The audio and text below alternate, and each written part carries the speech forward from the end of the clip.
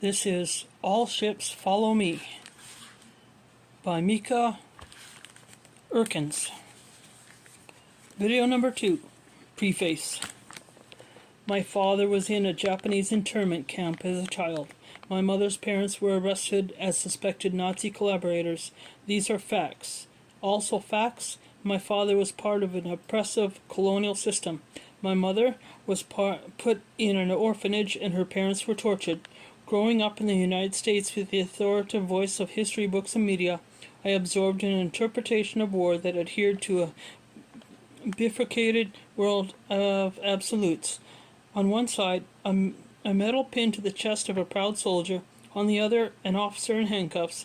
I learned about winners and losers, justice and evil, glory and shame.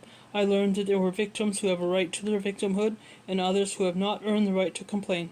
It's a stringent voice of judgment to reckon with, but the more I hear my parents' stories and see how their war experience influences the people they became and how I was raised, the more I understand that war injures without prejudice. It injures participants and bystanders and all the people who come after them, inherited trauma, like a pile up on a foggy freeway. Each car slamming into the car in front of it. War injuries generations down the line who haven't a clue that started the chain reaction in that fog behind them, but feel the impact and find themselves skidding off the road too. World War II is an ever-present specter in my family. Beneath everything there exists the silent backstory that my father has seen some kind of hell that I never will be able to tenif sufficiently to understand him.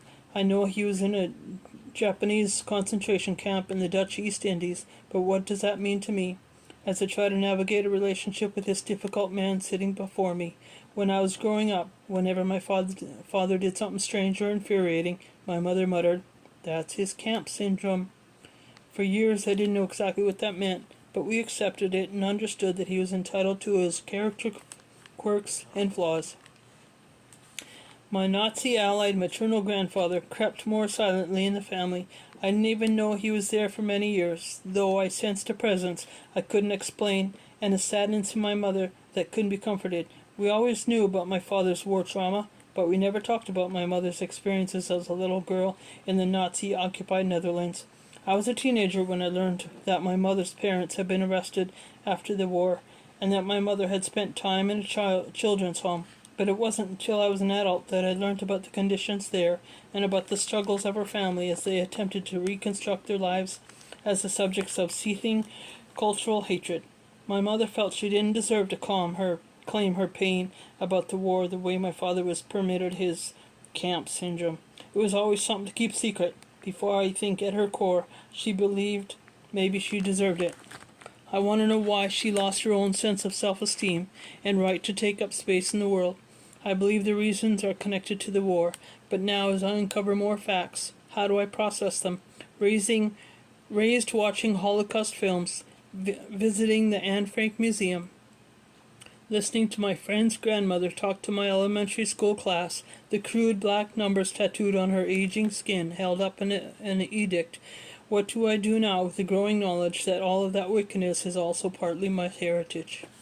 In a strange twist of irony, the more my parents bury their own trauma, their own grief over a lost childhood and a fragmented family, the more it bubbles up in me, my sister and my brother, their offspring. But we can't name it. Unlike them, we have no tangible anchor for our sense of loss.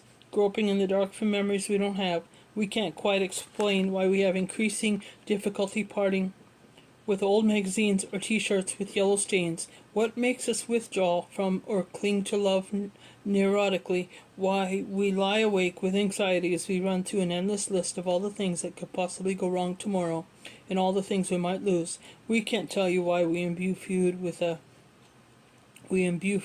a power beyond its purpose and starve ourselves or binge compulsively, but we learned some of these behaviors from our parents, and they learned them somewhere to protect themselves. Some of us can ignore our questions, quelled by all the encompassing explanations like camp syndrome and survivor's guilt, and some of us, driven to give those terms a more comprehensive definition, hoping to fill in the blanks of our own gaping heritage, go looking for the past. End.